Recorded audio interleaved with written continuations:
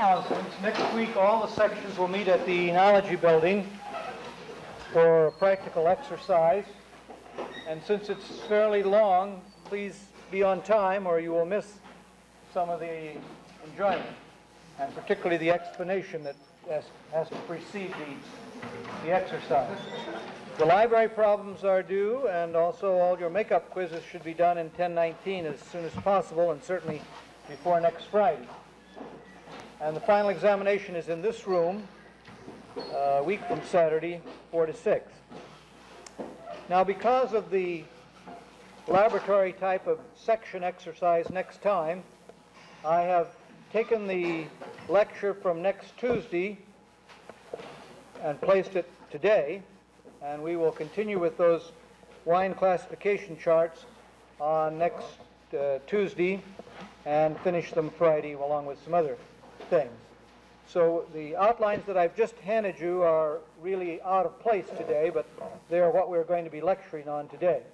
Let me just say a couple more words about California and its present trends. I reviewed our history up until the 1960s and indicated that for reasons that I don't have any idea about, and I doubt if very many people have any idea about, the consumption of wine started upwards in the 1960s. The planting of large new vineyards in California began to develop, particularly starting in 1969. And in general, the interest in wine in America has been increasing in the last 10 years at a rate much greater than it increased from the time of the repeal of Prohibition in 1932 up till 1965, we'll say, or 64. The industry has developed in this period into what might be called the three-layer theory, which I've just indicated here, that there's a broad general range of wines selling at around $1 a bottle. Prices change from time to time, which are sound, ordinary, standard types of wines. Then there is a group of wineries producing wine at around the $2 a bottle price range. And then finally there is a group of wineries that are producing wine at the $3 and above range. I said at one time to this class some years ago that I never thought I would live long enough to see a bottle of California wine, table wine, sell for $5. Now that's very common. So in that respect, I didn't have very much idea about what the future was going to bring to the California wine industry. This is a part of the shortage of good varieties of grapes that we had, and which forced the prices up on many varieties, so that the $3 range now extends clear up to $10 a bottle, and for older wines even more than that. This will pass. You are a lucky generation, because you're going to inherit all of these 200,000 acres of wine grapes that have been planted the last 10 years, and all the high-quality varieties that we've been talking about will find a place in the industry, and that should force down the prices of the most expensive wines. Now, the second point I wanted to mention is that the industry has developed into two kinds of naming of the wines. After repeal, the large part of California wines were named after what we call generic names. That is, they were names that came from some European type region. Burgundy, for example, was used. Sauterne was used. Chablis was used, and so forth. The large bulk of California wineries from 1932 up until the Second World War was generally sold under a generic name. Good, bad, and indifferent wines were all sold under generic names. But starting about the time of the Second World War and continuing at an accelerating rate since that time, a larger and larger percentage of California wines have been named after the variety of grape from which they're produced, and that's what we mean by a varietal type of wine. The law is that it must be 51% of the variety, and this is what most people don't remember, and the law says it must have the flavor characteristics of the variety named. Not only must it be 51%, but unless it has the flavor characteristics of the variety named, it can't be named after the variety. Now, the joker in that little clause in the state and federal law is that who is to say that it has the flavor characteristic of the variety name? Who is the great authority that's going to stick his neck out and say, this contains 49% Cabernet, not 51% Cabernet?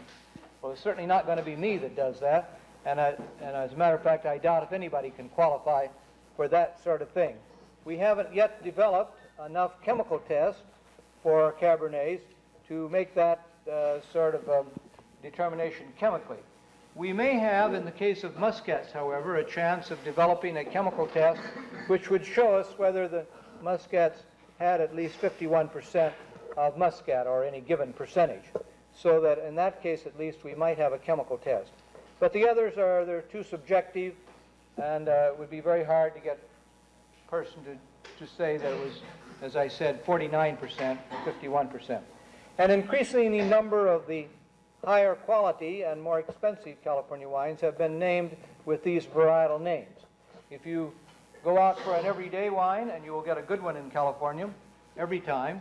I just was reading last night a new book that's been published in San Francisco about California wines, 100% about California wines, and they come to the conclusion, which most of us have come to long since, that there's no place else in the world where you can buy ordinary wine cheaper than in the United States. That is standard everyday wine.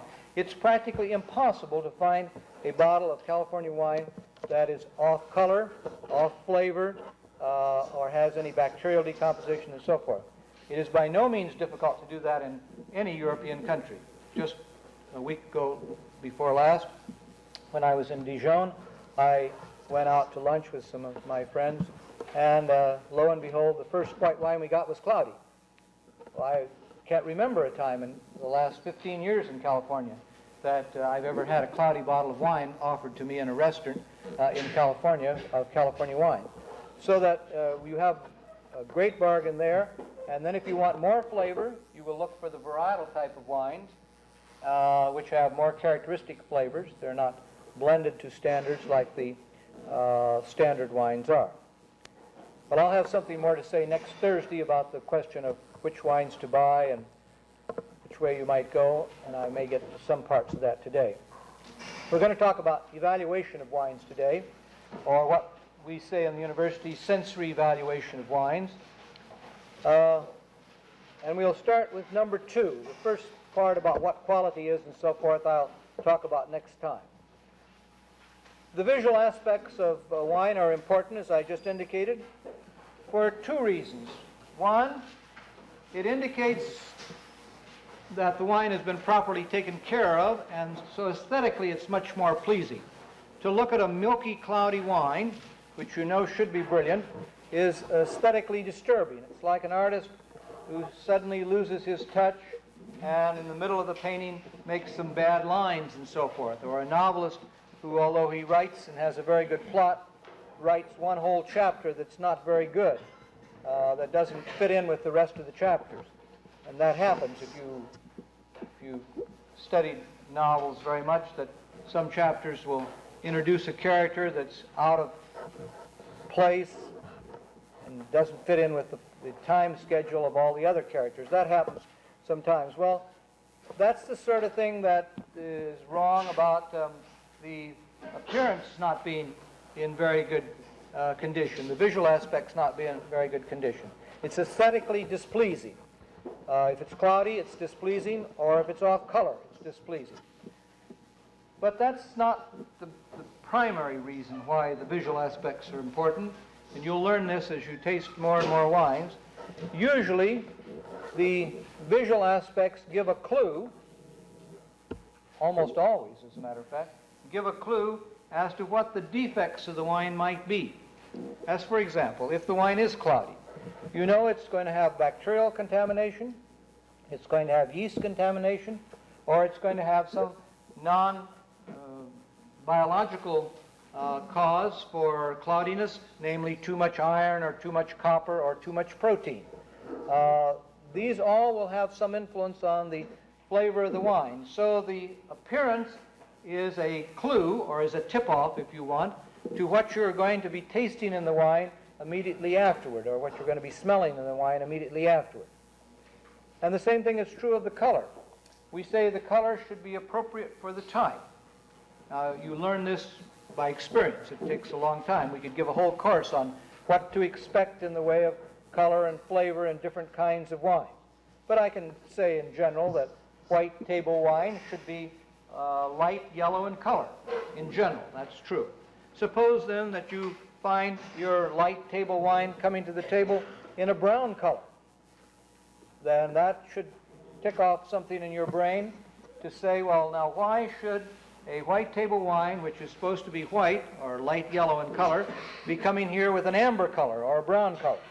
And you will find that in most cases that means that the wine has been overworked, over-oxidized, left in the wood too long, containers haven't been filled up, the bottle is only half full, it's been left in the icebox over the weekend, or you left it up in the mountains in the cabin and didn't go back for 2 or 3 more weeks later, and the wine has turned color, it has become oxidized, it has begun to smell like a sherry rather than a white table wine.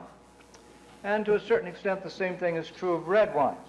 A red table wine that's purple in color, there should be red, but if they're purple in color, that should be a quick tip-off that 2 things might have happened. One, that the grapes were picked very late. And what happens when the grapes are picked very late? The acidity goes down. And as the acidity goes down, down, down, down, the color goes more and more over to the purple side. So the next time you see a rosé with a purple tinge, or the next time you see a red wine with a purple tinge, it indicates, for one thing, that the grapes were picked too late. For the other thing, it indicates that the wines may be very, very young, that they're not aged. If you see a 1968 California Cabernet on the market that still has a purple tinge, that's probably because it's not a 1968 or 69.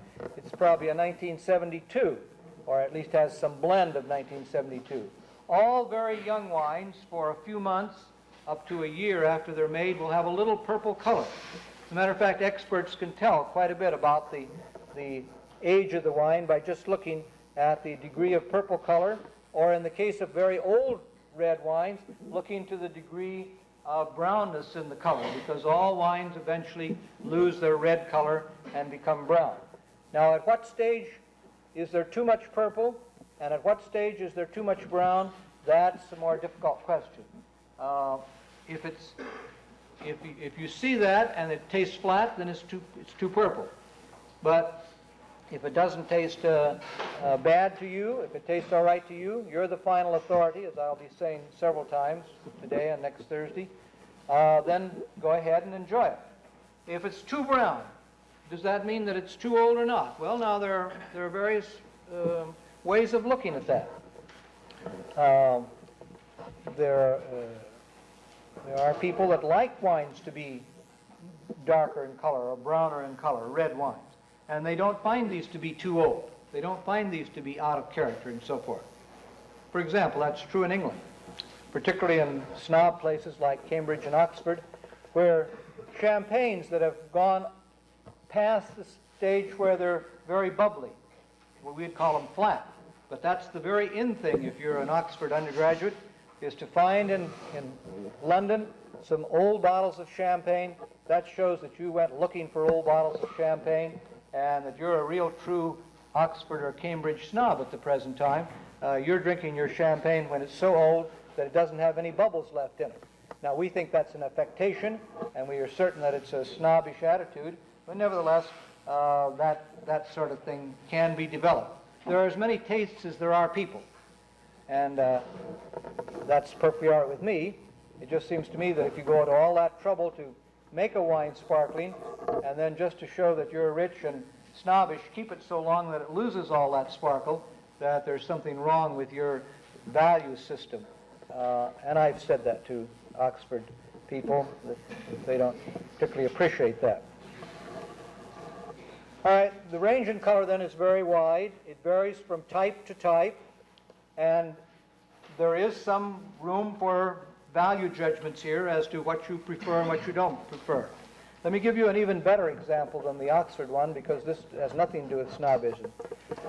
For some reason, Chile has had a surplus of wine over the past 30 years, particularly of white wines. The Chileans are not very keen about white wines. They prefer red wines anyway. So a good many white wines were allowed to get older because there simply wasn't enough sales for them. At the present time, the whole standard of Chile is to have wines slightly on the amber side, white wines slightly on the amber side, tasting a little bit of the sherry. That's also true in the Jura, where I was a couple of weeks ago. The first day I was in Santiago de Chile, I looked around the dining room. There were several bottles of white wine there, and I thought, my, what a funny country. Everybody drinks a bottle of sherry before lunch, because that's what all the bottles of white wine look like. And in the couple of weeks I was there, that's the only ones I saw. As a matter of fact, that's mainly the kind of wine that we've imported from Chile up till the last 2 or 3 years, and it's the reason why Chilean white wines have not been popular on the American market. Here the demand is for light-colored, fresh-tasting, fruity white wines. There the demand is for aged white wines, which may have taken on an oxidized character or a sherry-like character or an acetaldehyde-like character, and indicates that the wines are older. That has developed through perfectly normal historical reasons, but now it's the standard for Chile. And I suppose if you brought out in Chile a nice, fresh, fruity California white wine, they would say, well, what perverse taste the Americans have for white wine. They don't even let the white wines age very long, and so forth and so on.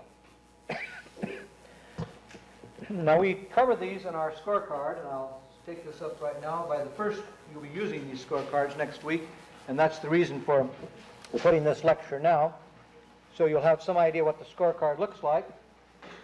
The very first thing is the appearance. That means the freedom from suspended material. The total scorecard has 20 points. You might say, why don't we use a 100-point scorecard? Well, we did use a 100-point scorecard for years, but we found that we were only using about 20 points of the total scale. If you think of the best milkshake that you ever had in your life, just greatest milkshake you ever had, and then you think of the worst milkshake that is possible to make, hopefully you never had it, but you can imagine a terrible milkshake, how many different steps of quality do you think there are that you can recognize between the best and the worst? Well, the psychologists tell us possibly not more than 5. Musicians tell us about 30. Musicians tell us about 30. Enologists will tell you, if they're students of ours here at Davis, about 20. Or they better tell us that anyway. We don't feel that there are more than 20 steps of quality that can be recognized easily. That when you expand the scale more than that, you introduce a fuzzy area where one time you'll give it 30 and the next time you'll give it 35. So that a meaningful scale is somewhere between 10 and 20 points as far as wines are concerned. Most countries in the world are now using a 20-point scale, which is another reason for using it. We used it a long time here, but now it's being used in France, it's being used in international judging and so forth.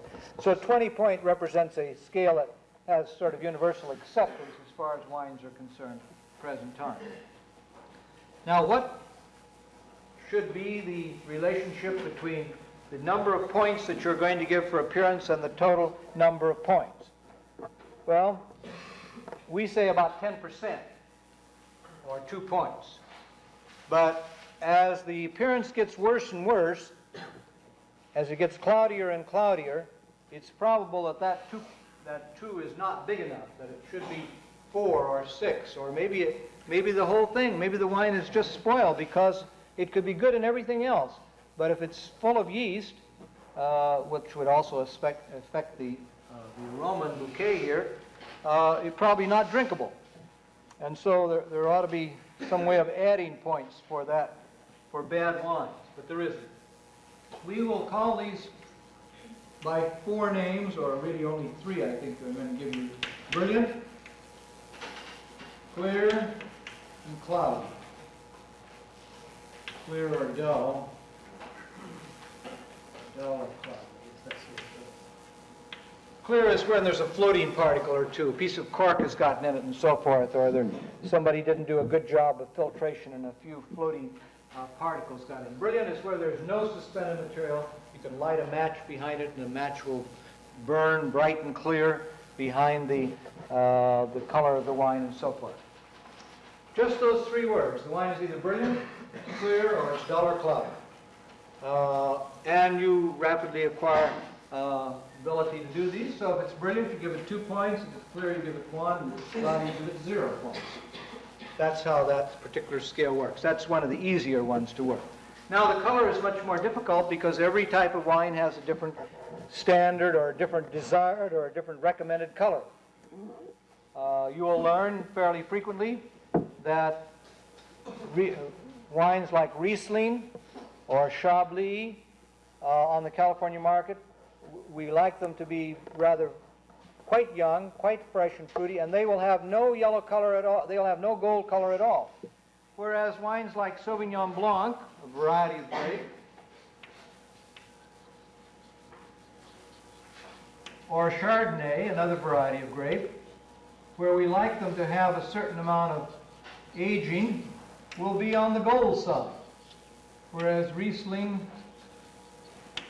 and Chablis will be on the light yellow side. So you will be using here a series of terms, straw yellow, which I'll speak about in just a moment, light and medium yellow, and then with amber tint, amber hue or tint. And we will be using low and medium pink, and low, medium red, high red, and purple will be the tint. Now, if you find one that's straw yellow that looks almost like water, beware of it. Beware of it. That indicates a wine that's been bleached with too much SO2, usually. Not always, but usually. And occasionally you'll find that. Somebody gets careless in the winery and too much sulfur dioxide is added and the wine will smell of sulfur dioxide. Almost always in table wines that have this straw yellow color, that is just this very, very faint light yellow color, are wines that are too high in sulfur dioxide and they smell like a burning match. Low and medium yellow is what most of our table wines will have. Gold, low and medium gold is sometimes used for Chardonnay and Sauvignon Blanc here. Also some muscats. You're going to have a muscat to taste next week, and you'll see that it has a very full yellow color with almost on the gold side. And sherries and things like that have amber tints. Sherries like amber. Low and medium pink are our rosés in California. Low and medium and high red would be our Cabernets, our Burgundies, our red table wines, and our ports. You shouldn't have any of these purple tints here. Some of our ports will have some amber tint in it. That's our tawny ports, which I've already mentioned to you. So it's not quite as simple to score this here, but certainly if the total score on color is 2, which it is, then if it's straw yellow, and it shouldn't be straw yellow, you should take 1 or 2 points away. If it's amber and it shouldn't be, you should take 1 or 2 points away. If it's a burgundy and it's only pink in color, well, you should certainly take points away. If it's a Cabernet and it's only pink in color, you would certainly take points away. If it's a rosé and it's too dark, you would certainly take points away. Some rosés are too orange in color. Too orange in color. Our concept, or the industry's concept, when I say our in this respect, I reflect industry practice in California.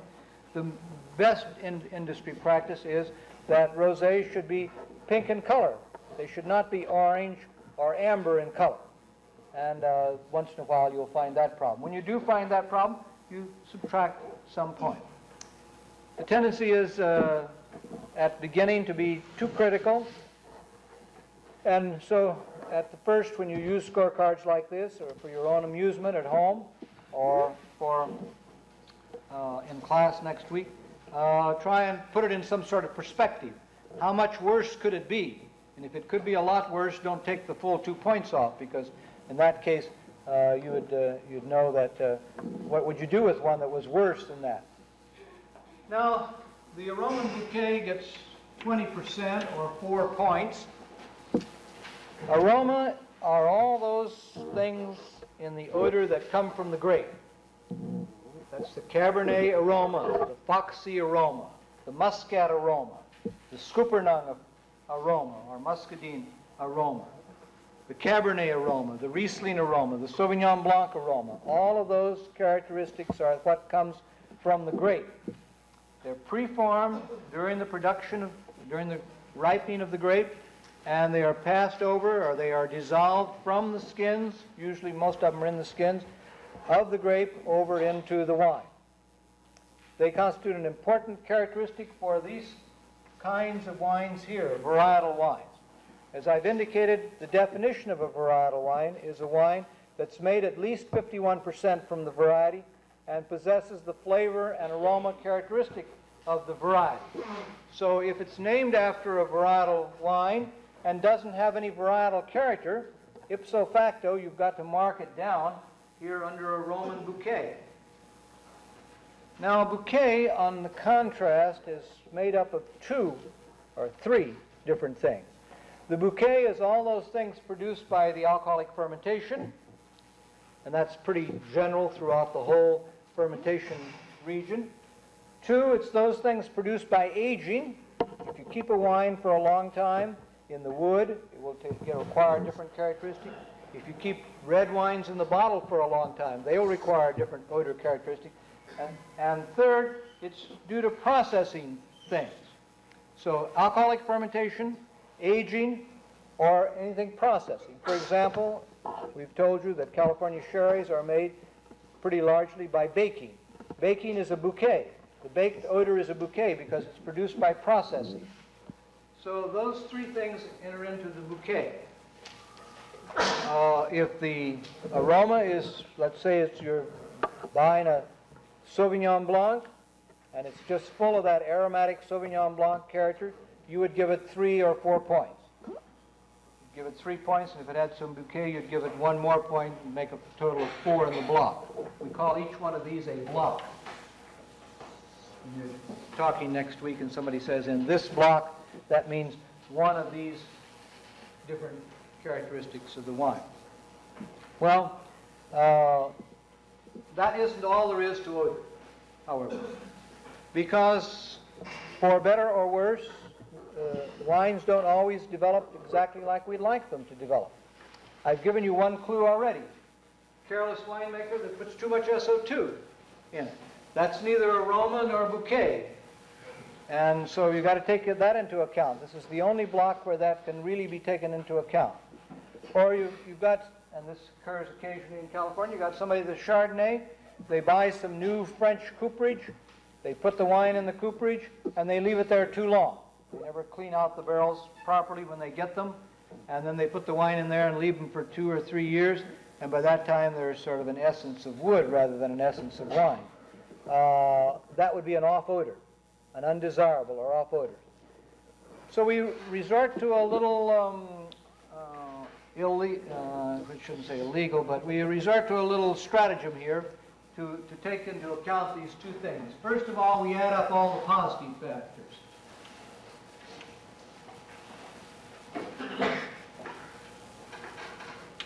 And then we subtract the negative factors. Let's just take an example here now. You have a nice Riesling.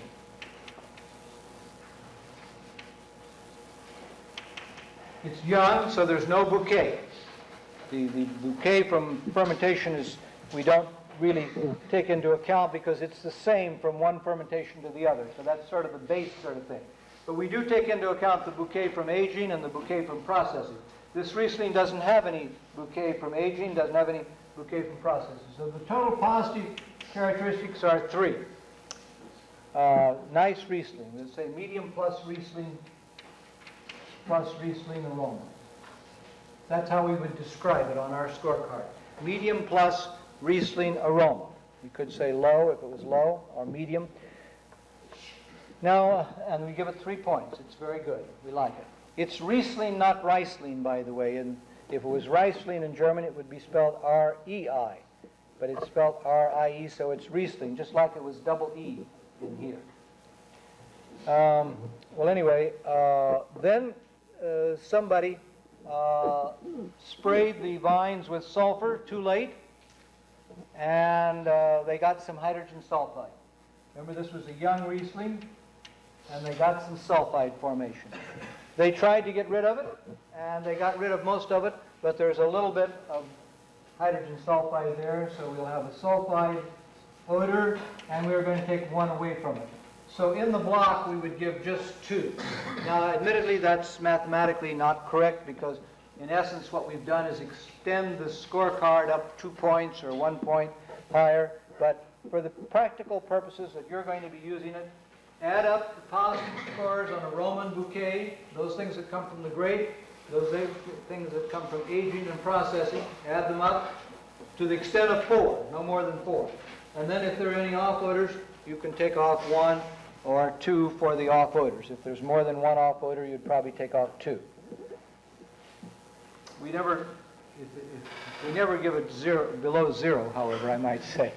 So don't do that. If we don't give any good characteristics, we don't make any negative characteristics in this one here. Perhaps we should, but we don't. Now, on your scorecards next week, there's going to be a fancy word.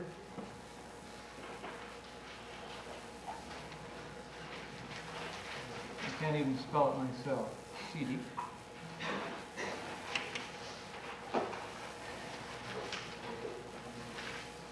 I guess it's CS. Anyway, the word will be accessions. It means acetic, which means vinegary. Now, when we developed this scorecard in the late 30s, that was still a problem in California occasionally. And it's still a problem in homemade wineries, people who make wine at home. And it's still a problem in some wines from Italy and a few other countries. But it's practically disappeared. So to say that accessions is worth 10% of the score is to magnify its importance, because like alcoholic fermentation odor, it's present, it's absent in all the wines. And so it constitutes every wine gets 2 points in California for this, because none of them are high in volatile acidity, or very rarely are they high. We call acetic acid a volatile acid because it's steam distillable. So you'll hear people say, if you want to be in a winery or visiting a winery, and somebody gives you a wine, and you want to indicate that you're a real wine buff, you say the VA is too high in this wine, meaning the volatile acidity, VA, is too high in this wine. But be sure it is too high before you say that. That means the acetic acid content's too high. That means it smells like vinegar. So if you want to know what accessions is, smell the vinegar, and you'll get an idea of what accessions is. It's worth 2 points. We think now if we were remaking the scorecard, we would take one of those points and put it someplace else. But at the moment, we would just call it 2 points. Now, every wine needs some acidity. Dr. Singleton and I have both pointed out the acid is necessary for the preservation of the wine. If there were no acids, they would all spoil bacterially. And that's one reason why fruit wines and many other wines do not make satisfactory wines, because they do not naturally have enough acidity. And the result is that although the juice will ferment of the fruits, after they ferment it, they just go on to bacterial decompositions of various kinds. And they taste flat, and besides that, they taste flat. We mostly do not like flat wines. That's the main problem with honey production, too. It produces something that's in mead that's very, very flat. Anyway, the total acid should be appropriate for the type of wine. And we give it 2 points. Total score is 2 points on it, 10%. And it could be low, medium, or high. And that's what we'll have on our scorecard, low, medium, high. That's also true of the volatile acidity. Low, medium, or high. Total acidity, low, medium, or high. Now, if it's a muscatel, where you have a lot of sugar there, you want the acidity to be low. You don't want something that's sweet and sour at the same time. That's only for Chinese restaurants that you want sweet, sour things. The rest of the time, you don't like the juxtaposition of something that's sweet and sour at the same time. And so that sweet wines, like muscatels, ports, so forth, will generally have a low total acidity. Whereas dry wines, you need something to look for. You need some center of interest in the taste. This is a true taste now. This is something you get on your tongue. All of these things that you got up here, you got in your nose. This is one of the 4 true tastes. There are just 4 things that you can taste in this world. You may think you can taste more, but there's only 4. The one we're having right now, the acid. The one we're going to have next, the sweetness. The one we're going to have down under astringency, the bitterness. And one that doesn't apply to wines, with rare exception, the saltiness. Those are the 4 basic tastes that we can determine on our tongue of all the things in the world. You may say, oh, there are other things. There are odors. They may warm up in your mouth and you smell them then, but they're odors. An onion doesn't have any taste. An onion just smells, watery otherwise. A good many things are just smell, and other things are just taste. For example, some watermelons are just taste and texture, but not very much odor to them. Can you smell a watermelon? Most of the time, you can barely smell it. It's the crisp texture and the sweetness in the melon, and perhaps the color that makes a watermelon worth eating, but not because it smells like a watermelon. Well, anyway, wines fortunately have both these characteristics, and this total acid here is a taste characteristic, and depending on the type. Now, in a table wine, you want some acid there. If you don't have any acid there and it's dry, it's going to taste awful. Whereas a sweet wine, the sweetness itself not only helps to preserve the wine, but gives it a center of interest, something to look for. And that's what we're thinking about in wine. And next, the sweetness, we only give 5% of the sweetness, 1 point to sweetness. And if it's no sweetness there at all, we call it dry. And then low, medium, and high sweetness. Low, medium, and high sweetness. Dry wine should be dry, and sweet wine should be sweet. There's nothing wrong about sweet wines. If you like sweet wines, for goodness sake, drink sweet wines. Only trouble is they'll make you fatter than you ought to get, because they have not only the calories from the alcohol, but they have the calories from the sugar that they contain. Also, sweet things tend to dull your appetite. That's why your mother wouldn't let you have that candy bar at 4 o'clock in the afternoon, because you wouldn't eat your dinner later on that evening. At any rate, wines should be sweet. If they're supposed to be sweet, ports, sweet sherries, angelicas, muscatels, and so forth. They should, sauternes, certain kinds of German wines. They should be dry if they're supposed to be dry. One of my objections to the labeling of wines in this country, and to a certain extent in Western Europe, is that you can't tell whether they're dry or sweet when you buy them.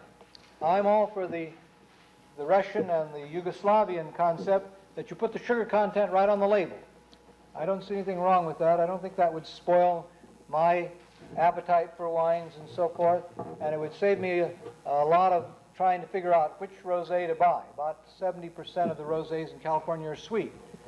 Anybody wants to buy them, that's fine. I think it's wonderful they like rosés and they like them sweet. I happen to like them dry, but I have no way of telling from the label whether they're dry or sweet. So I think that would be one way I would improve the labels. But I'm sure that wouldn't be very popular with the industry, who generally doesn't like to classify their wines by sweetness. All right, now the body. That's perhaps the only really new word that you've had here. Well, I suppose that, yes, Swimmer has made that word popular in recent times.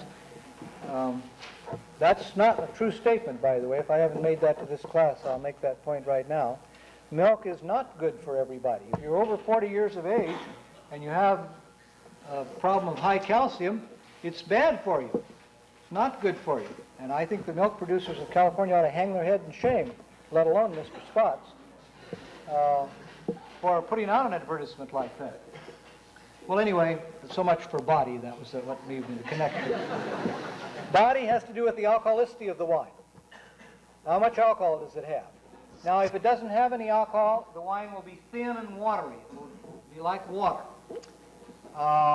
In spite of the fact, we say that in spite of the fact that alcohol itself is lighter than water. But alcohol gives a texture to the wine, a roundness to the wine, that water does not give. Water runs off the roof, so to speak, whereas alcohol does not. Alcohol sticks, clings to the palate, and so forth. So we say that wines that have more alcohol have higher body, and we actually use the word low, medium, and high body. low, medium, and high body. Now the storybooks, some of those English wine books will tell you that it has to do with glycerin. That can't be right. Glycerin boils at 236 degrees, something like that. Very high boiling point compound. And it doesn't have anything to do with the body so far as we can do. If glycerin has any effect, it has an effect on the sweetness of the wine. High glycerin wines will have sweetness. But the amount of glycerin present is only 1 to 2%. And that doesn't have much effect on the odor or the taste or the texture. So it's the alcohol that's primarily concerned with this question of body. Now the next characteristic, and that gets only 1 point or 5%. The next one is flavor. Flavor is the juxtaposition of all those tastes and odors that come together in the mouth. Even though they are mediated by two different systems, by mediated I mean they're controlled by two different systems. The flavor is controlled by the aroma and is controlled by the taste, which is the acid, sweetness, astringency, and saltiness. Theoretically, this ought to be, we ought not to have to use the word flavor, because it ought to be all characterized by these other things. But in point of fact, flavor is a very common word. You all know what flavor means. It's those sensory characters that you get inside of your mouth when you warm up the food in your mouth. Now, part of that is due to the mastication. When you take a piece of meat or something like that and chew on it, you get a lot of texture values, but you're also releasing more juices out of the meat. And so you couldn't smell it, and you wouldn't, if you weren't thinking about it, you wouldn't just taste it. And also it warms things up and makes them more volatile and so forth. The central nervous system seems to mediate or seems to have a facility for putting together odors and taste after you put them in your mouth for a moment and call it flavor. Even though an expert would say there isn't any such thing as flavor. Flavor is just either odor or its taste or its texture. But in point of fact, almost all of us make this common mistake, and we use the word flavor. So we put in here those things which we haven't picked up here or in any of these other things. For example, the woody character sometimes doesn't show up until you get down to here. The hot alcohol thing, which is you'll be getting tomorrow. The hotness of alcohol. Some alcohols are hotter than others. And so in some fortified wines, like sherries and muscatels, you'll have this feeling of the burning sensation. We call that a flavor, a burning flavor, or a hot flavor. Or the woody character, or the yeasty character. All these are things that normally you don't get until you warm the wine up in your mouth. We have here at Davis a characteristic flavor which we call earthiness. The Davis wines can be distinguished because they have, most of them, because they have this slight earthy character. Well, that is a part of the flavor. You have to warm it up in your mouth. In fact, you have to be pretty good at it to find that it does have any flavor or doesn't have any flavor. Now, the next one on the scorecard is the astringency. The astringency is a true taste. It's the third one of that group of true taste. It's the roughness or harshness or bitterness of the wine. It's primarily a characteristic of red wines. I shouldn't even mention astringency with Dr. Singleton sitting in the room here, because he's the world's greatest expert on this subject, and I'm embarrassed to talk about astringency with him present here. At any rate, it's when there is too much tannin content and the wine begins to appear rough and bitter in your mouth. This will go away with time in red wines if they don't have too much, but sometimes it takes an awful long time. There are some of us that don't think the 1945 Bordeaux wines, for example, is going to go away for a long, long time. They just had too much tannin. It's quite a long time to wait from 1945 to now. And so my advice, if any of you own any 1945 wine, is first of all to invite me to your house, and second to drink it up while I'm there, because they're still very good wines in spite of their high tannin. We don't get this problem too much except in young wines, and the modern winemaking practice is such that they can adjust the tannin content. I'm not always sure that the adjustment is made in the right direction, but anyway, you'll be saying that the wine is smooth if there's no astringency. The magic word is smooth here, or slightly, or medium, or high rough. Those are the 4 words that you'll be using for astringency. And all your white wines and practically all your sweet wines will be smooth, and you'll give the full 2 points to them. But some red wines will only get 1 point, and occasionally a white wine will be left on the skins too long, and it will have acquired a little bitter characteristic. The bitter characteristic to take 1 point away from a white wine is not nearly as much as what's required to take 1 point away from a red wine. We expect red wines to be a little rough. That's a part of the learning curve that you're all going to go through in the future. You will start, as I'll start the lecture next Thursday on this subject, you start with easy things, sweet, red mountain type of things. And then you gradually change your flavor to things that are more complex. And you go for drier wines, and also for wines that have a little of this characteristic that red wines always have, namely a little bit of astringency. Then finally, we finished the scorecard. That's all there is to the scorecard if it was a real good scorecard, but it's not perfect.